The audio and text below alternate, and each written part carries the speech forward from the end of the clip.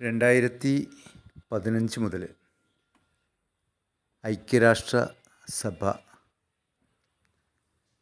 June 21 yoga ദിനമായി ആചരിച്ചു വരികയാണ്. നമ്മളുടെ മനസ്സും ശരീരവും ഒരുപോലെ ഉത്തേജിപ്പിക്കാനും ഉന്മേഷം ലഭിക്കാൻ ദിവസേന നമ്മൾ അരമണിക്കൂർ യോഗ പരിശീലിക്കുക. ശരീരത്തിൻ്റെ മുഴുവൻ അവയവങ്ങളിലും ചലനം സൃഷ്ടിക്കുന്ന ഒരു വ്യായാമമാണ് സൂര്യ നമസ്കാരം.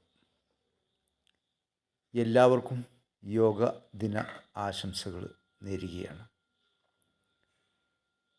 Yoga for one earth one health.